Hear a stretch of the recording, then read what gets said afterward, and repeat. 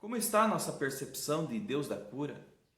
Será que eu sou um homem ou uma mulher segundo o coração de Deus? Olá, o nosso Deus é o Deus da cura, Jeová Rafá.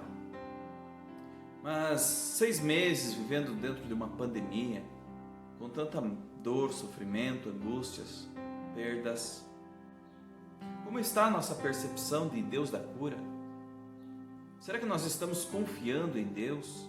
Como estão os nossos questionamentos a respeito de tantos problemas? Onde estaria Deus? Como é que um cristão verdadeiro deve se comportar diante de uma situação tão difícil? Diante de tantos sofrimentos, de tantos problemas? Será que há uma saída? Eu creio que você, assim como eu, já deve ter se perguntado algumas vezes: será que eu sou um homem ou uma mulher segundo o coração de Deus? Será que eu agrado o coração de Deus? Será que Deus se agrada da minha pessoa? Pois é, eu convido você a refletir sobre esta situação, a refletir sobre este tema, Jeová Rafá, o Deus da cura. É certo que o brasileiro não gosta de ficar doente. Nem o brasileiro gosta, alguns são até assombrados com isso ao ponto de terem na sua casa um arsenal de medicamentos. Inclusive isso se comprova com pesquisas. Pesquisas sérias demonstram que o Brasil é um dos países que mais consome medicamento. O ramo farmacêutico tem crescido como nunca. Nós, brasileiros, não gostamos de ficar doentes. Quem nunca tomou medicamento sem orientação médica? Eu acredito que mais fácil é encontrar quem já tomou medicamento sem orientação médica do que as pessoas que tomam medicamento apenas com orientação médica. Você deve ter aí na sua casa uma caixinha de medicamentos com várias opções para vários problemas, sem ao menos ter consultado uma única vez um médico, não é mesmo? Eu quero chamar a sua atenção para esta questão de doença, de enfermidade, de problemas, de luta por conta das enfermidades. Muito semelhante ao período, ao tempo que nós estamos vivendo. E convido você a meditar sobre o Salmo de número 6, onde nós temos um exemplo de uma pessoa que pode mudar a nossa percepção sobre todas as situações de dificuldades. Trata-se de Davi. E você já deve saber que Davi é o homem segundo o coração de Deus. Davi era considerado um homem segundo o coração de Deus. Isso significa que Davi esteve isento de problemas? Isso significa que Davi nunca enfrentou uma enfermidade? Que Davi nunca teve crises? Que Davi nunca ficou ansioso ou preocupado? Isso significa que Davi nunca errou, nunca pecou? Pelo contrário, nós vamos ver que Davi teve uma vida muito semelhante à nossa em relação aos problemas, aos pecados. Mas será que nós teríamos ou temos condições de reagir como Davi reagiu? E eu quero chamar a atenção sua para este detalhe, a reação. Porque geralmente nós planejamos para agir, mas para reagir não. E é na reação que nós mostramos quem realmente somos. Convido você a ler comigo o Salmo de número 6, que diz assim: Senhor, não me castigues em tua ira, nem me disciplines no teu furor. Misericórdia, Senhor, pois vou desfalecendo. Cura-me, Senhor, pois os meus ossos tremem, todo o meu ser estremece. Até quando, Senhor, até quando? Volta-te, Senhor, e livra-me. Salva-me por causa do teu amor leal. Quem morreu não se lembra mais de ti. Entre os mortos, quem te louvará? Estou exausto de tanto gemer, de tanto chorar, inundo de noite a minha cama, de lágrimas encharco o meu leito. Os meus olhos se consomem de tristeza. fraquejam por causa de todos os meus adversários. Afastem-se de mim todos vocês que praticam o mal, porque o Senhor ouviu o meu choro, o Senhor ouviu a minha súplica, o Senhor aceitou a minha oração. Serão humilhados e aterrorizados todos os meus inimigos, frustrados, recuarão de repente.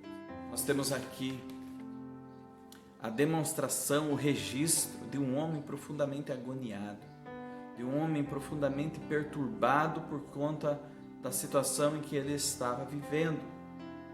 E nesses versículos que vemos, nós verificamos, nós constatamos uma realidade terrível de Davi, um momento terrível da vida de Davi, o homem segundo o coração de Deus. Davi estava vivendo uma enfermidade física, pois ele diz no versículo 2 e 3, cura-me, Senhor, pois os meus ossos tremem. Davi também estava vivendo uma situação emocional, um transtorno emocional decorrente do sofrimento.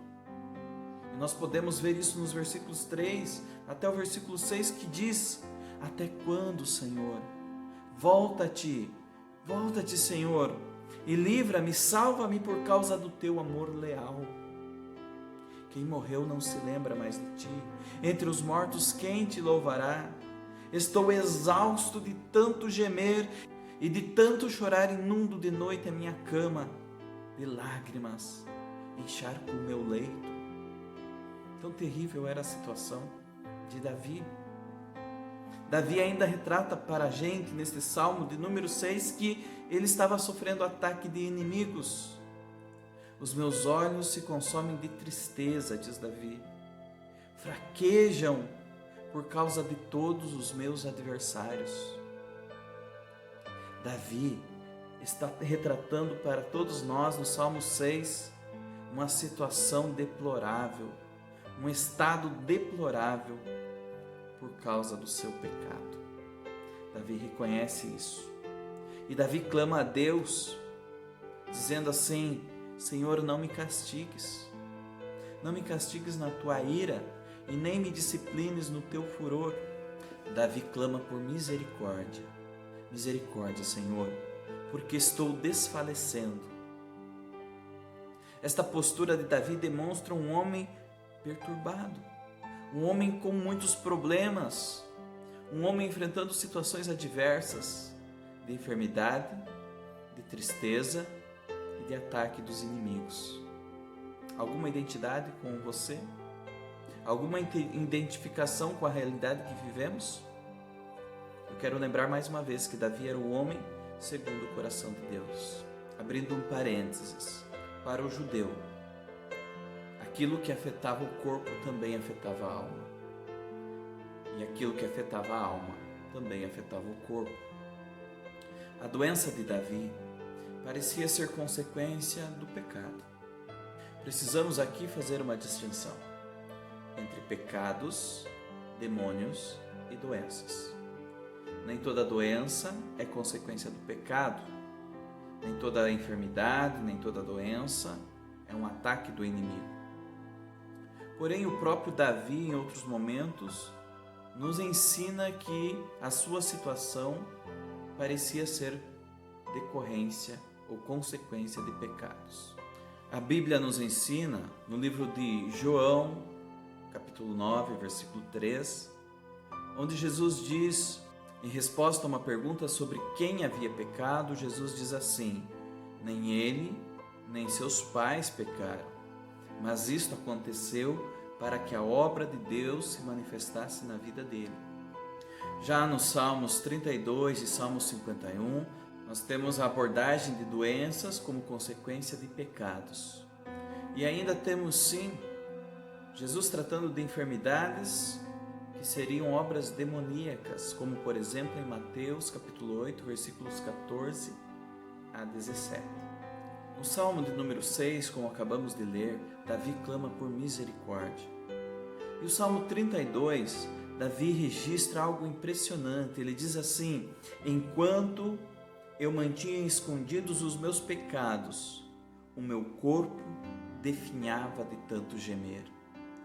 E depois, no Salmo 51, a gente encontra o seguinte texto: faze-me ouvir de novo júbilo de alegria, e os ossos que esmagastes exultarão.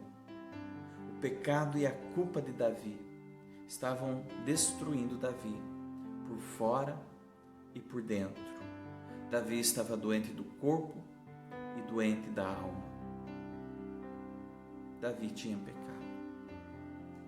Agora Davi, sendo o exemplo de homem segundo o coração de Deus, nos ensina 3 coisas, 3 comportamentos, 3 posturas que nós podemos e devemos ter frente às dificuldades. O primeiro ensinamento que Davi nos traz é quando a enfermidade é disciplina. Salmo 6, versículos 1 até o versículo 3. Quando Deus resolve disciplinar o pecador, o resultado pode ser agonizante. Davi viveu isso.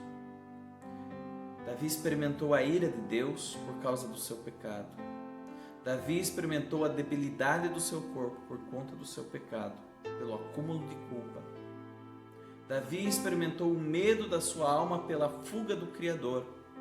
Não existe nada mais aterrorizante do que você sentir que está longe de Deus, do que você compreender que Deus não está próximo, do que você não conseguir sentir a presença de Deus quando Deus demora a responder. Davi experimentou como é ser inimigo de Deus por um momento.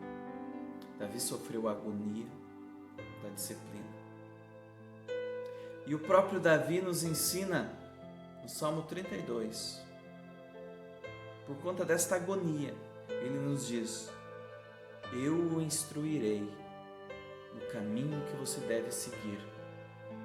Eu o aconselharei e cuidarei de você. Não sejam como o cavalo ou como a mula, sem entendimento,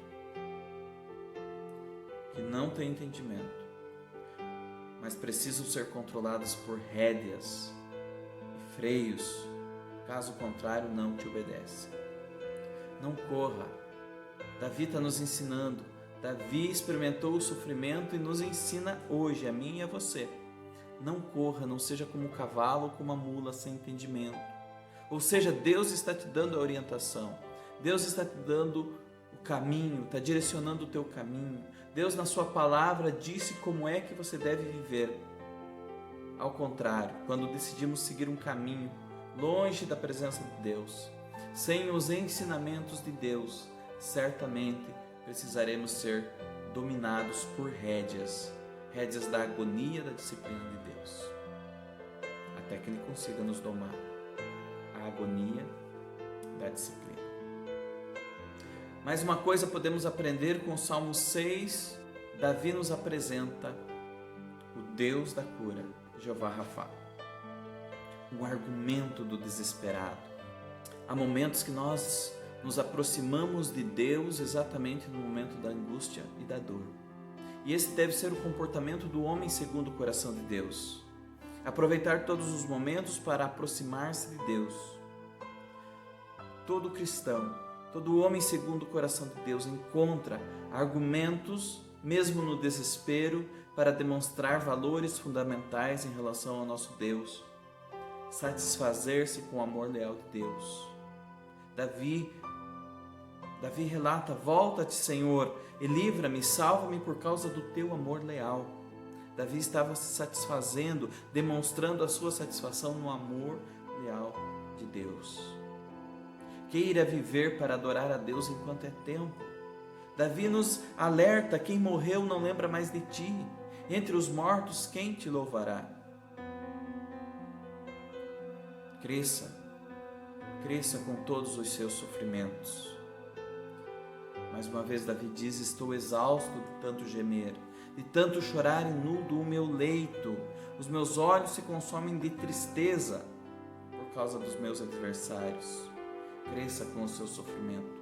Aprenda aquilo que Deus quer te ensinar.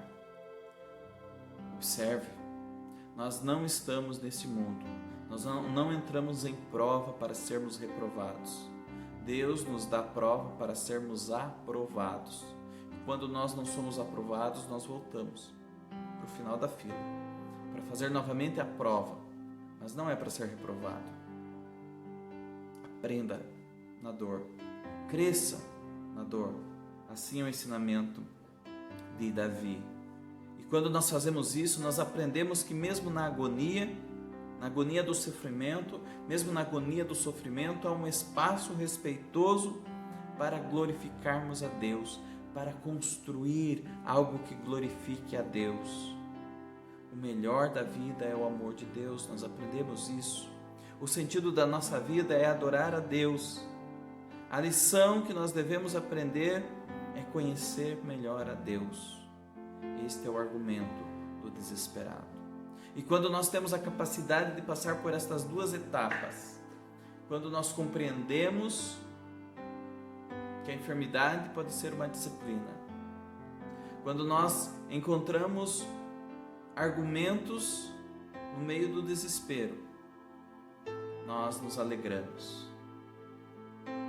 O Salmo 6 termina dizendo que após expor a sua agonia, demonstrando que Davi, após expor a sua agonia e os seus argumentos, ele termina falando da sua alegria. Ele sabe que a libertação final está por vir, sua cura final será no futuro, mas ele tem certeza da vitória pela fé e a graça de Deus. E eu concluo dizendo que a alegria do discípulo consiste-se nisso. Quando nos agarrarmos a Deus em oração, as coisas mudarão. Ou muda a situação, ou mudamos nós. Isso é motivo para a alegria. Portanto, mesmo no sofrimento, mesmo em meio a dificuldades, há momento, há condições, há oportunidade para louvor, adoração, exaltação, para conhecer mais a Deus, para argumentar respeitosamente com Deus e ter a certeza de que Deus trabalha por nós. Compreenderemos assim o versículo de 1 Timóteo 2,8, onde registra: quero, pois, que os homens orem em todo lugar, levantando mãos santas, sem iras e sem discussões. Jeová Rafá, o Deus da cura.